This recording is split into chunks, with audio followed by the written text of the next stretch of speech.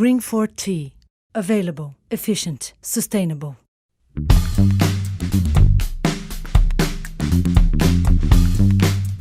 Olá, seja bem-vindo ao Green Talks, mais um canal de comunicação e conteúdo da Green4T.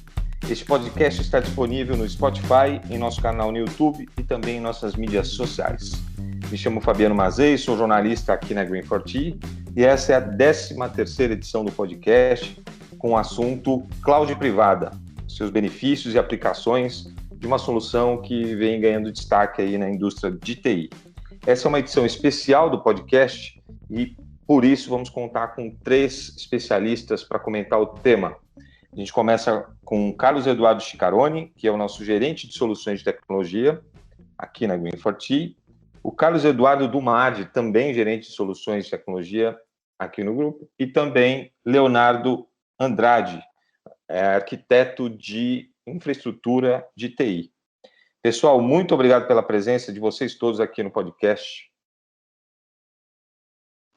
Obrigado, Fabiano. A gente que agradece a oportunidade de mais uma vez estar junto aqui com o time e, em especial, nessa edição que conta pela primeira vez conosco, os 3 senhores do porão aqui de tecnologia, discutindo um assunto que é muito sensacional. Fabiano, agradeço também a oportunidade, mais uma vez, estar podendo participar do podcast. E é uma honra estar aqui junto com essas mentes, Cadu Ciccarone e Leonardo Andrade. Muito obrigado. Satisfação, Fabiano, em estar participando do nosso podcast e reencontrar os grandes amigos aí, os Cadus. Maravilha. Já que você, Léo, é o estreante, quem começa respondendo é você. Eu queria saber, então, qual o conceito, qual a tua visão de conceito de cloud privado? Perfeito.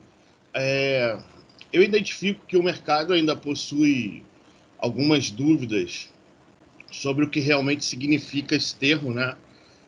Como a nuvem privada ela é composta, qual o tipo de arquitetura, suas características, o que a define, né? Na minha visão, a nuvem privada é um dos modelos possíveis e, no meu ponto de vista, um dos melhores modelos para se trabalhar com computação em nuvem, porque esse modelo nos promove maior exclusividade, capacidade, personalização, fornece para a gente a oportunidade de trabalhar com computação de alto desempenho na nuvem e possui maiores requisitos de segurança para o cliente. Léo, mas esses valores, essas características que você está comentando, também são valores de nuvens públicas? Se olharmos superficialmente, no primeiro momento, nós diremos que sim. Entretanto, quando a gente se aprofunda um pouco mais tecnicamente e analisa com mais calma os detalhes, a gente percebe que as ofertas padrão de nuvem pública, elas não coadunam exatamente com as premissas que compõem a classificação de uma nuvem privada. A nuvem pública ela tem alguns valores parecidos, mas ela não chega a atender alguns requisitos muito específicos. Essa é a minha visão sobre o conceito de nuvem privada. Alguém quer comentar? Ô, Fabiano, sim, quero. Só fazendo um adendo nessa visão do Leonardo, né?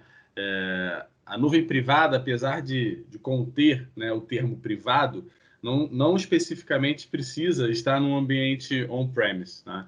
Ela pode estar, inclusive, num ambiente off-premise, desde que os recursos destinados para aquele objetivo sejam privativos, ou seja, exclusivos para aquele determinado cliente ou para aquela determinada infraestrutura de cloud, digamos assim. Muito bem. Vamos para a segunda pergunta, então. A gente quer saber quais são as vantagens do modelo e em quais circunstâncias esse modelo é melhor aplicado, é mais adequado. Quer começar com você, Ciccarone?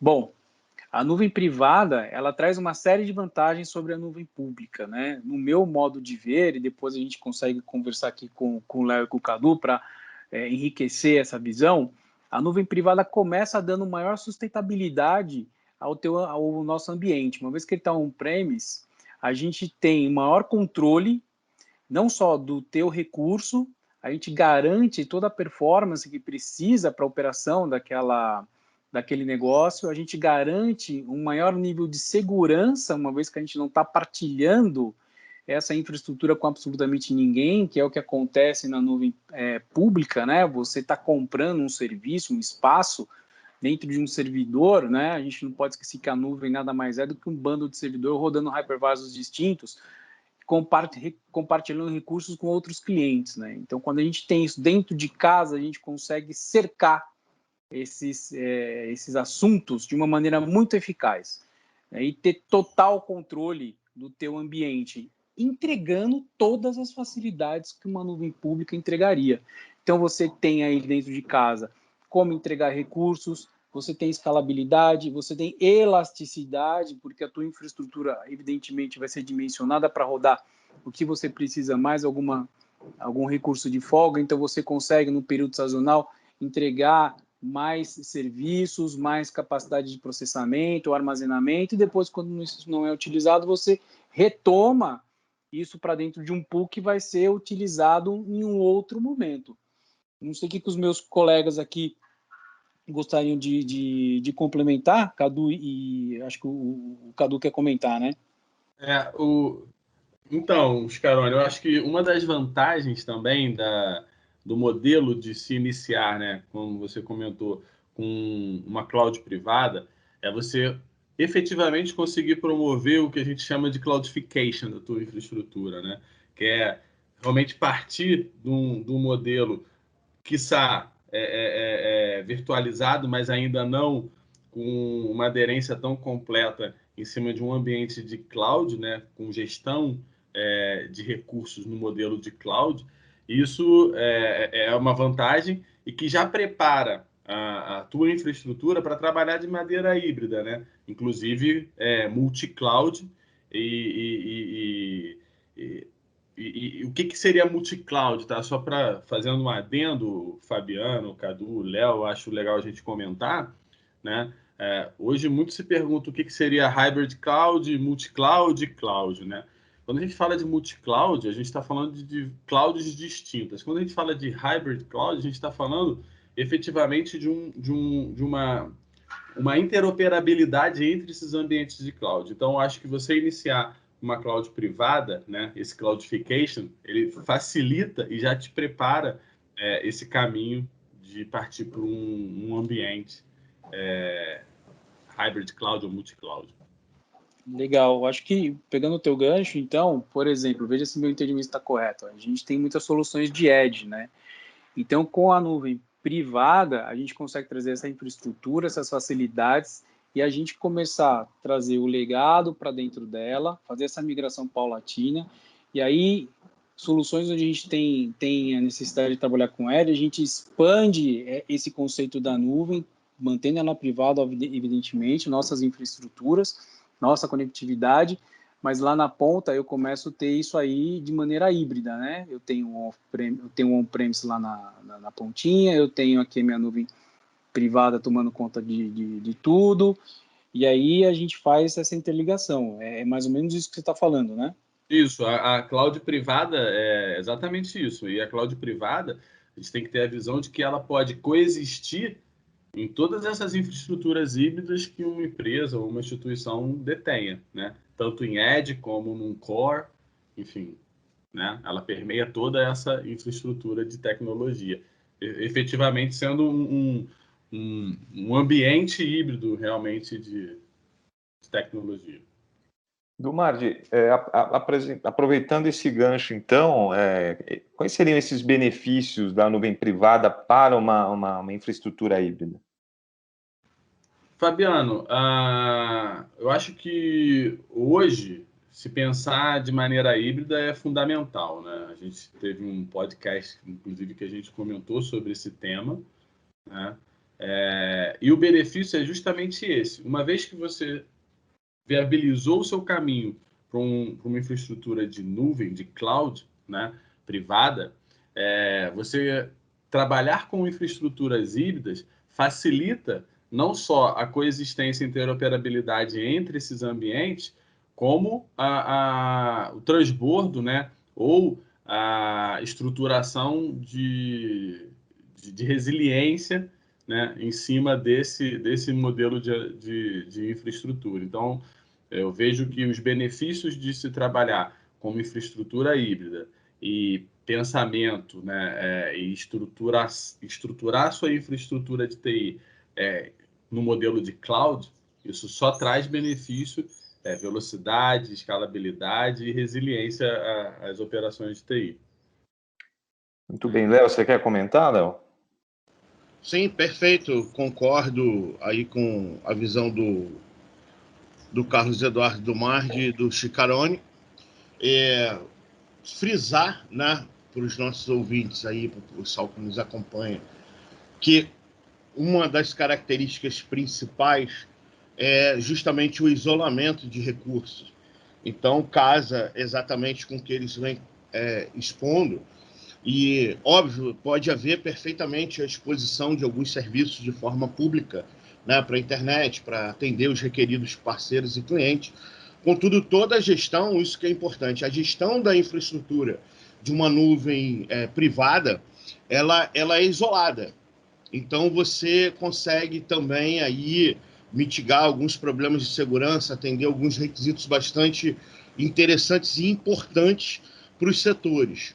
Né? Nada impede que você consiga mesclar o seu modelo, você trabalhar com uma infraestrutura tradicional, você trabalhar com uma infraestrutura de nuvem privada, você também ter serviços públicos, contudo, manter-se o isolamento dessas camadas, desses ambientes, né? Por assim dizer. É isso que é importante frisar. E a nuvem privada, ela já nasce, né, com esse viés voltado à segurança, voltado à personalização, voltado ao isolamento, ela tem um planejamento diferenciado.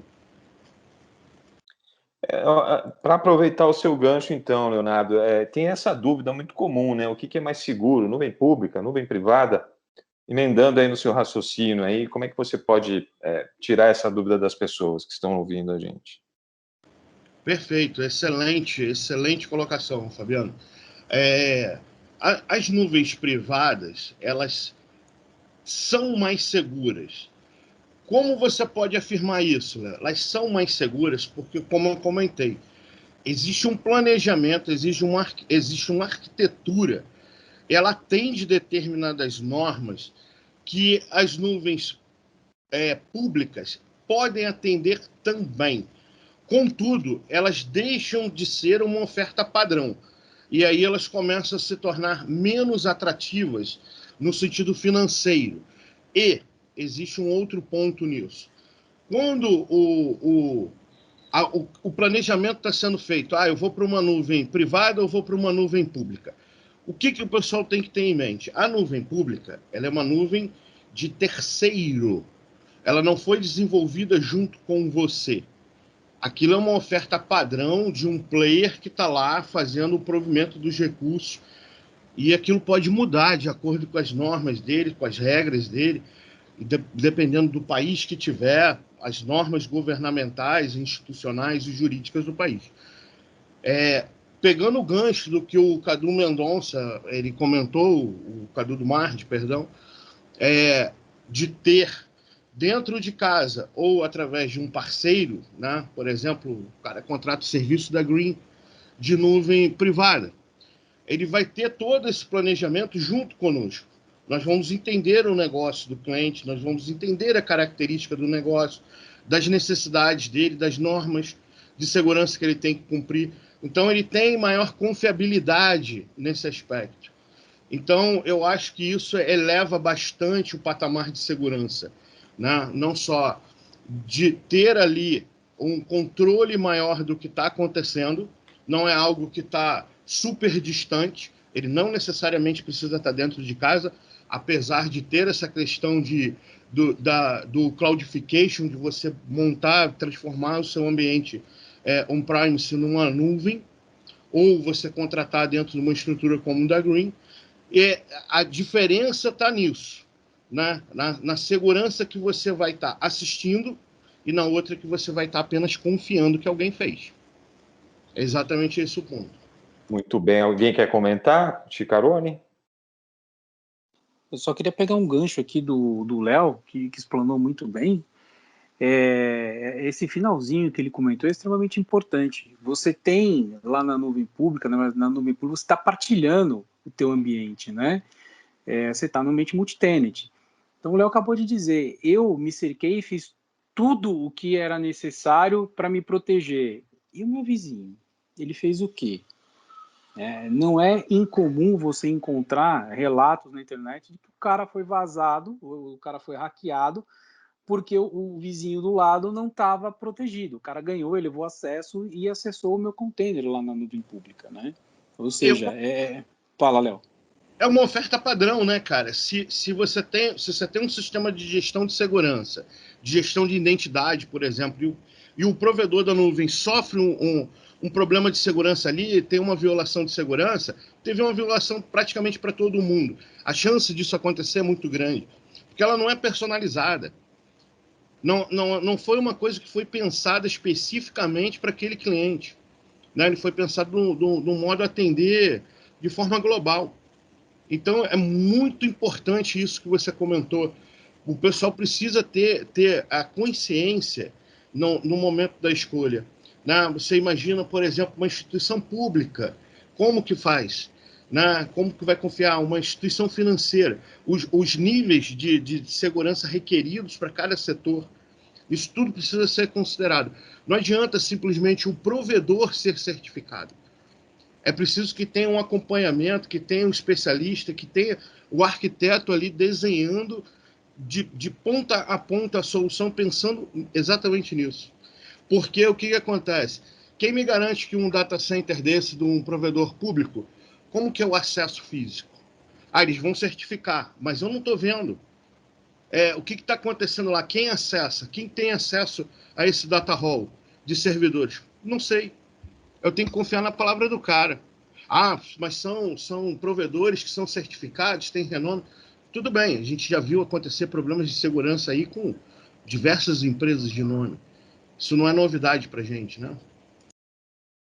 Muito bem. Alguém quer mais comentar? Por favor. Desculpa, Fabiano, desculpa. E outro ponto que o Léo colocou também aí, que é muito importante, né? São os especialistas. Você está compartilhando a expertise de mais, sei lá, quantos caras lá dentro de um provedor público que estão atendendo mais um X número de clientes, né? Então, ou seja, você é mais um. Você é mais um na fila do pão, desculpa o trocadilho, é brincadeira, você tem um número de priorização, você não vai elevar o seu número de priorização quando acontecer um incidente se o cara que estiver acima de você for muito maior que você. Então, isso são fatores que você precisa levar em consideração na hora de definir nuvem pública ou nuvem privada. E aí, no meu ponto de vista, a nuvem privada sempre vai sair ganhando. Não tem como. Maravilha. Muito bem. Para terminar, mais uma pergunta, a gente está caminhando aqui para o final. Quais setores econômicos aí e organizacionais se beneficiariam mais com a adoção da cloud privada? Quem quer comentar isso? Do Mardi? Opa, Fabiano, pode ser. Fabiano, eu acho que... Primeiro, a pergunta eu acho que é super pertinente, né? Hoje, muitas organizações e empresas se perguntam se devem ou não estruturar uma cloud privada ou ir para a cloud pública, né? Como o Léo e o Chicarone comentaram, acho que tem diversos fatores que precisam ser avaliados, né? Principalmente em quesitos de segurança e de arquitetura, né? Estar na cloud, mesmo que pública e de um grande provedor, não significa que você está seguro ou que tenha todo o arcabouço de segurança necessário para garantir a tua infraestrutura, né? E diante disso, eu acho que diante de todos os benefícios da cloud privada, eu acho que todos os setores econômicos e organizações se beneficiam do uso, né, da adoção de uma arquitetura de cloud privada. Por quê? Primeiro, que traz toda essa resiliência que a gente comentou ao longo desse podcast também, né? Essa resiliência entre infraestruturas e a capacidade de trabalhar com recursos de maneira muito mais fácil, né? Mais rápido, né? De escalabilidade mais rápida e de resiliência, né? Você quebra aquele paradigma de infraestrutura dedicada, digamos assim, e você começa a estruturar a tua área de tecnologia numa infraestrutura muito mais elástica, muito mais móvel, né? E que te permite trabalhar, inclusive, com sazonalidade de recursos. Além de trazer benefícios em cima da gestão desses recursos também, né? Onde você consegue mensurar o custo de cada recurso ou o custo destinado a determinado departamento, né, ou determinada área dentro da empresa. Então, eu acho que os benefícios, né, são esses, de você conseguir ter resiliência e mobilidade entre infraestruturas distintas, quando você já promoveu o teu cloudification, digamos assim, né? Além de ter essa escalabilidade e esse controle em cima dos recursos e dos investimentos desses recursos, né? Não sei se o Léo ou o Scaroni tem algum ponto também a salientar, mas eu acho que cabe a todos os setores e a todas as organizações. Scaroni, quer complementar, Scaroni? O Cadu fez uma excelente explanação, eu concordo com ele, eu acho que todo mundo tem como se beneficiar de uma cloud privada, mas sempre levando em consideração que tipo de serviço que eu vou precisar rodar nessa cloud privada. Por exemplo, se a gente está falando de uma instituição que precisa muito de VDI, que é a virtualização do desktop, ainda mais em tempos de pandemia, para você fazer a entrega do desktop virtualizado para o teu cliente remoto, para o teu colaborador remoto, é interessante você ter isso dentro de casa sob controle, né? Você gerenciar seus próprios recursos, eu acho que isso faz todo sentido. E aí, quando a gente fala sobre isso, a gente está abarcando praticamente um leque gigantesco de instituições que podem, desde pequenas empresas que têm soluções de desktop virtualizados, não precisam ser as mais consagradas no mercado, existem diversas no mercado, até bancos, por exemplo, que fazem essa entrega para o teu cliente remoto, porque você consegue ter mais segurança, você consegue controlar a tua máquina virtual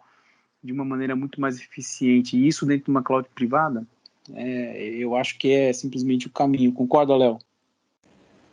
Concordo demais, meu amigo. Perfeito, tanto a sua explanação quanto do Mardi.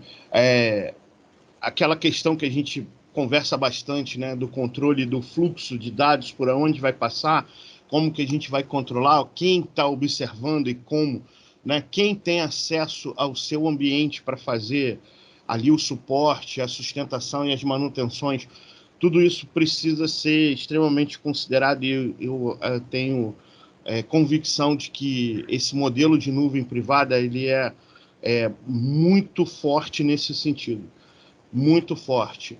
E é isso, gente. Não tem muito mais o que ser dito a respeito da parte de controle de fluxo. Justamente o pessoal saber o que vai colocar, né, qual o tipo de negócio vai rodar, qual a necessidade, e a partir daí fazer toda a estruturação, toda a engenharia, considerando as características mais singulares de cada cliente. Esse que é o ponto matador da nuvem privada. Muito bem. Senhores, infelizmente o tempo do podcast acabou, a gente tem que encerrar, mas eu acredito aí que a gente conseguiu tirar bastante dúvida de quem está ouvindo a respeito do modelo, da aplicação, da necessidade de entender o negócio, sobretudo, antes de definir que tipo de cloud vai utilizar. Então, acho que a gente conseguiu comunicar e cumprir a nossa missão aqui com esse podcast. Eu conversei aqui, então, com o Carlos Eduardo Scaroni, que é gerente de soluções de tecnologia aqui na Green4T, Carlos Eduardo Dumardi, gerente de soluções também de tecnologia na Green4T, e Leonardo Andrade, arquiteto de infraestrutura de TI Chicarone, foi um prazer mais uma vez. Muito obrigado, meu amigo. Prazer foi meu, Fabiano. Estamos às ordens aqui. Do Mar de hoje foi sem backing vocal, né? Que a gente teve no outro podcast. Obrigado pela sua presença. Obrigado, Fabiano, é verdade. Hoje sem backing vocal. Obrigado, grande abraço a todos. Leonardo, grande estreia. Espero encontrar com você aqui mais vezes no podcast. Obrigado aí pela sua presença. Eu que agradeço, satisfação, pode contar comigo sempre. Grande abraço aí a todos. Muito legal, muito obrigado. Então é isso, eu convido você que está ouvindo a continuar a acompanhar o nosso podcast e também outros conteúdos relevantes sobre tecnologia da informação no blog Insights, que fica no site da Green4T. Esperamos que você tenha gostado dessa edição. Muito obrigado e até o próximo programa.